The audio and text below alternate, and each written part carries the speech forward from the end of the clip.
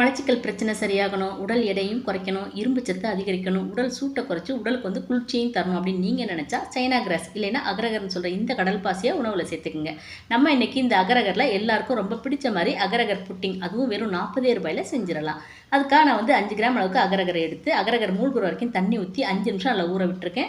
5 நிமிஷத்துக்கு அப்புறம் நல்லா பிழிஞ்சிட்டு திருப்பி 2 தடவை தண்ணியில் நல்லா கழுவி பிழிஞ்சு எடுத்து வச்சாச்சு. இப்போ ஒரு பாத்திரத்தில் 2 கிளாஸ் அளவுக்கு தண்ணி ஊற்றி தண்ணி நல்லா சூடானோன்னா அகரகரை சேர்த்து தண்ணியில் நல்லா கரையிற வரைக்கும் கலந்து விட்டுறணும். இப்போ இது கூட 1/4 கப் ஜீனி கரையிற வரைக்கும் கலந்து விட்டுருங்க. உடல் எடை குறைக்கணும்னு நினைக்கிறவங்க ஜீனியை சேர்த்துக்காதீங்க. இப்போ அடுப்பை ஆஃப் பண்ணிவிட்டு 2 கிளாஸ் காய்ச்சி ஆற வச்ச பாலை சேர்த்து நல்லா கலந்து விட்டுருங்க. இந்த டைம் ஜீனிக்கு பதிலாக நீங்கள் 2 டீஸ்பூன் அளவுக்கு தேன் சேர்த்துக்கலாம்.